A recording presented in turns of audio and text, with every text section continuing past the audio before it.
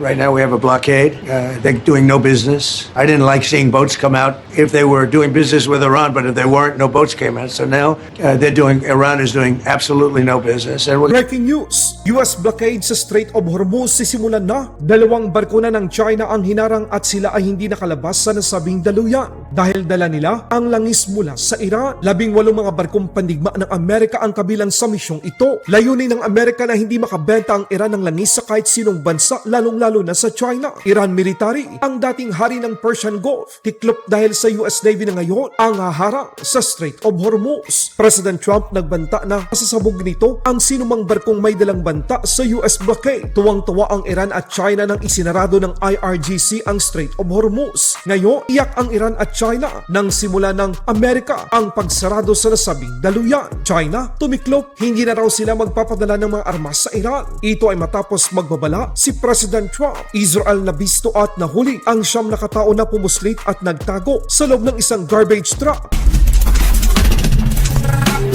Opisyal nang ipinatupad ng US Navy ang blockade sa lahat ng Iranian ports sa Persian Gulf, Gulf of Oman bilang bahagi ng area ng Strait of Hormuz. Ito ay kasunod ng direktibang utos ni President Donald Trump pagkatapos tinanggihan ng Iran ang hindi pagkakaroon ng nuclear weapon deal. We have the military advantage. We now have additional economic pressure that we're applying on them through the blockade that we've imposed on their oil coming out of the Straits of Hormuz. So we have a lot of cards. We have the leverage, and we're going to see what the Iranians do with that. Not just Iranian flagged vessels, Brett, but any vessel that we know is going to Iranian ports or has come from Iranian ports.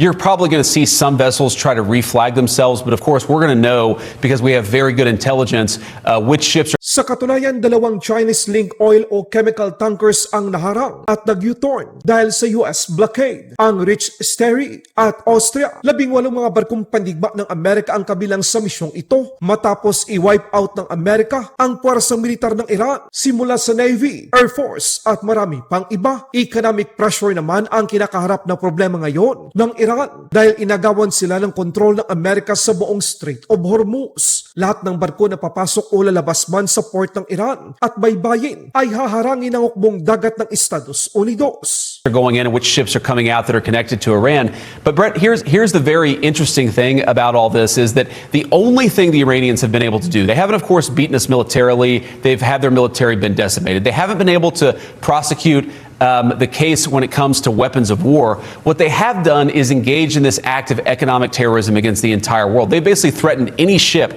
that's moving through the Straits of Hormuz.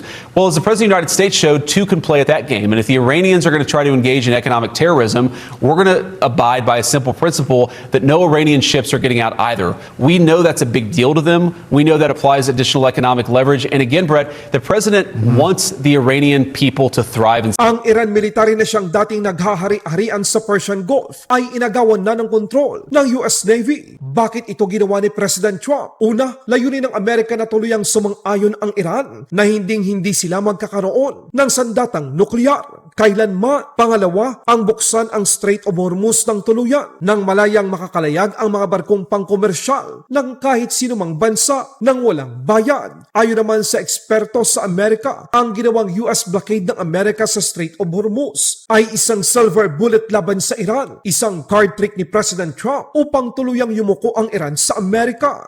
Victoria Coates is the former Deputy National Security Advisor to President Trump. Does the blockade, could that be a silver bullet, Victoria?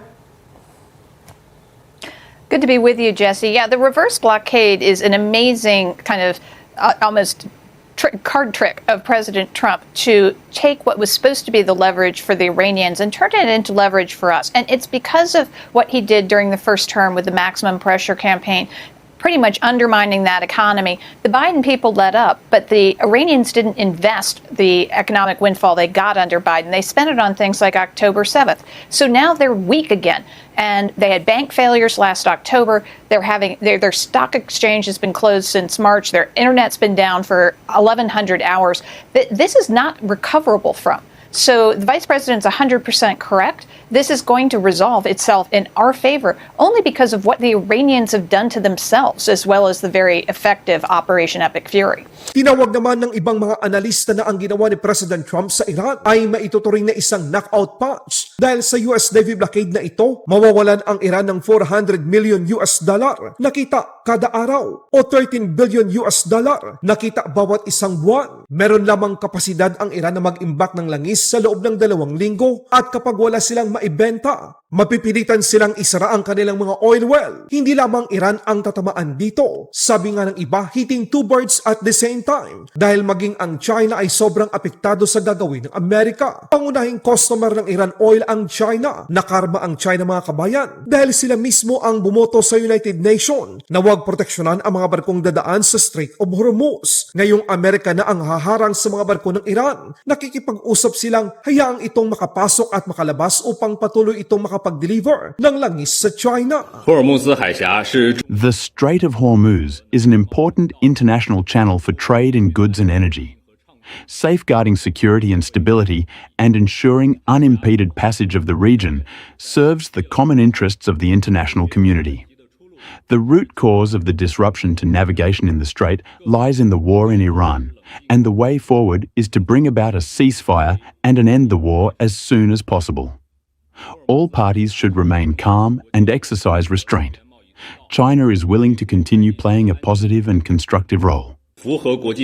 Matapos mapabalita na magsusupply ang China ng mga bagong armas sa Iran, China biglang tumiklop. Hindi raw sila magpapadala ng armas sa Iran. Ito ay matapos magbabala si President Trump. 中国在军品出口方面一贯采取慎重、负责任态度，根据本国出口管制法律法规及承担的国际义务，实施严格管控。我们反对无根据的抹黑或恶意关联。